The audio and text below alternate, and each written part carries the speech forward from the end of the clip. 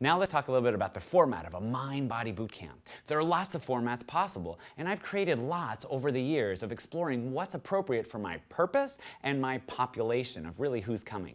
Let's take the example of a 1-hour class. Maybe you're going to create a 30-minute boot camp mind-body experience, and that's cool. Up to 2 hours. I think after 2 hours, then you're really maximizing the potential for risk. But let's, for purposes of this whole interactive experience together, we just think of 1 hour. One approach could be to have 2 disciplines used, the first half hour focusing on one discipline and the second half hour focusing on the next discipline. In a way, if we go from standing to seated to prone to supine and then finish in seated in the first discipline of a half an hour, for yoga for example, the second half hour could follow the same positions using another discipline. Pilates, for example, standing to seated to prone to supine to seated again. So then the positions of the body in the first 30 minutes are reflective of and pre-shadow of the second 30 minutes. So then you have the same body sequences flowing through, breathing techniques change, the movements change, but really organizing by position. Another type of format could be undulating, where you have standing, one discipline, floor, another discipline. Standing, one discipline, floor, another discipline. Changing each movement pattern according to body position and by each movement. Another possibility could be uniquely put together in groups of 2 or in pairs of mind-body discipline where each pair consists of 2 different disciplines. For example, a yoga move followed by a Pilates move, then a yoga move followed by a Pilates move, where they follow according to what I found works best, body position. So if you're in a standing position in yoga, that would flow immediately into a standing position of Pilates.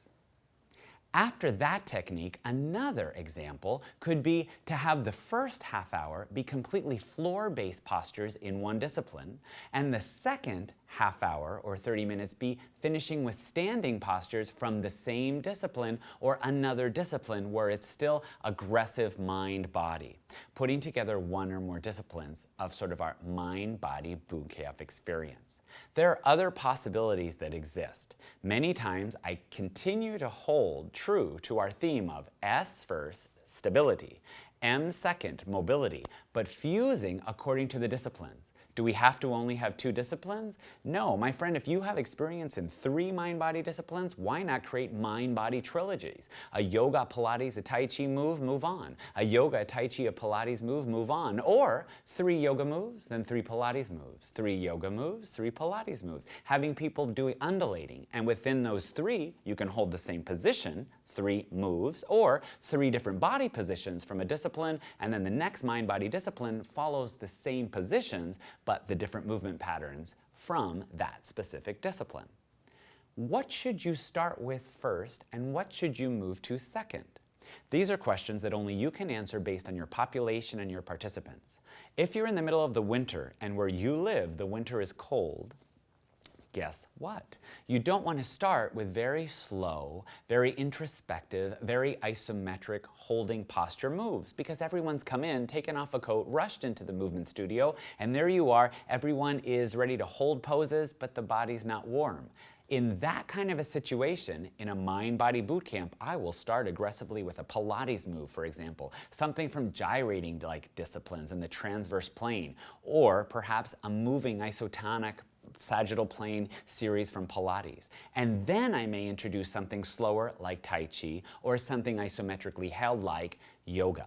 I would use the whole discipline to warm up the body first, that is the most moving and introspective, simultaneously aggressive, before moving on to having people work inside.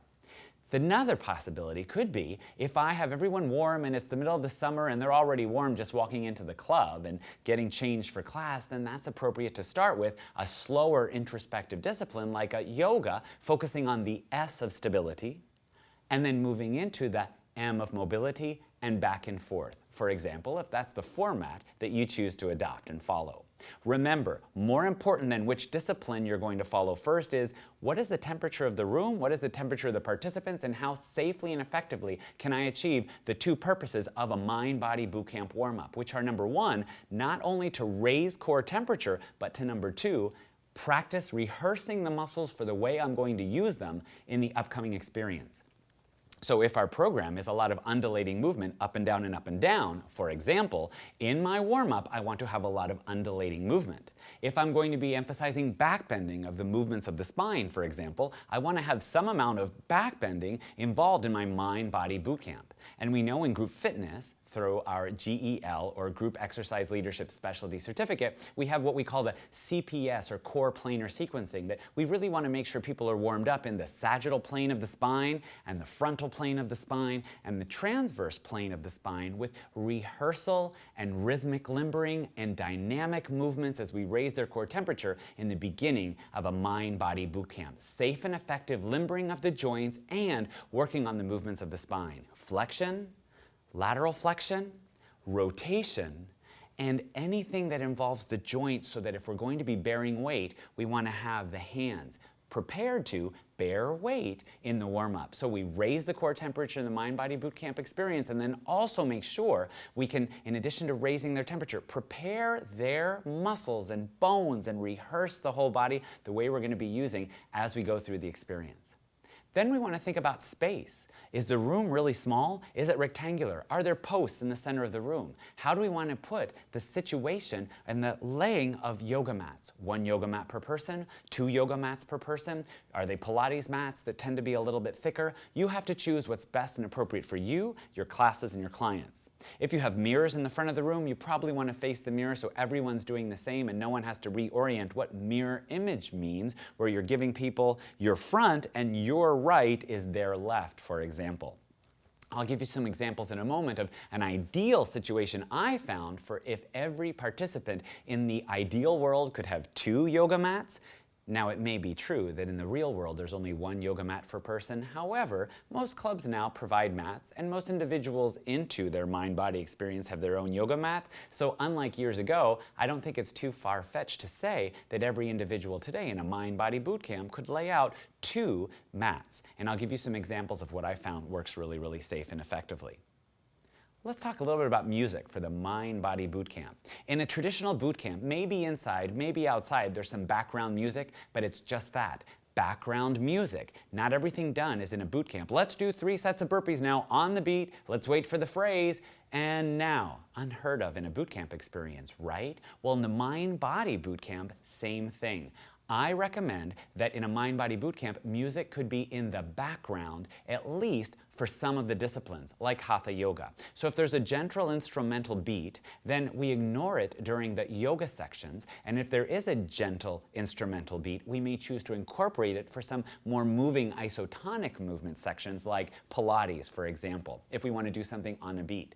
But remember, overall, we want to discourage overall focusing on we have to beat or pulse or move or execute or abduct or adduct or flex or extend together as a group, because that becomes more like the traditional approach to mind-body when the instructor is using music on the beat and on the phrase. In a mind-body bootcamp, it's in the background. In fact, when we go to our practical demonstration, and I'm going to show you in this course some examples of everything that I'm talking about, this course doesn't use music. You won't hear me play a single tune during this program, because I suggest in the mind-body bootcamp, you choose music like New Age or natural sounds or running rivers, or if there's a beat, it's just there in the background to discourage everyone feeling like we have to beat and pulse and flex and extend on the beat and on the phrase, because that's the traditional mind-body approach, right? The mind-body bootcamp is, this is really hard, it's gonna work your core, you're gonna breathe through your mouth. That's the BAM philosophy, right? Let's get into position, there's the M, stability, and move it through and flex on your own. Make sure you're breathing. I'm gonna walk around, you keep going until you can't or until we move on. And then you created that sort of invitation for everyone, and you walk around and you invite everyone to find the progression or regression according to each person's goals.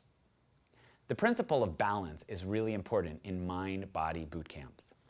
We want to think about the movements of the spine, and if we have a movement series that really encourages flexion of the spine, then perhaps another movement series could really emphasize extension of the spine. Lateral flexion right should emphasize and be balanced by lateral flexion left, and then stabilizing isometric core movements could be balanced by isotonic same core movements, but adding distal challenge of body parts. So core, distal stability, proximal mobility, or vice versa. Core stability and distal mobility, where you're actually challenging the core in one movement and the arms and legs are adding movement, or vice versa. So we're always emphasizing the theme of what's stabilizing and what's mobilizing. And I really encourage you to call that out to your classes and clients, because focus on what should be holding, and then while we hold that, we sort of add movement. That's how I really conceive Pilates. Without trying to overemphasize or bastardize the discipline, I really like to say, for somebody who doesn't understand the disciplines, once again, for someone who doesn't understand yoga or Pilates, I like to say that yoga is about stability, emphasizing postures and animals and things, and then Pilates holds that same positions of the body, but emphasizes mobility. An easy way to explain for the novice or the unsuspecting mind-body participant of mind-body boot camps is Pilates is moving yoga.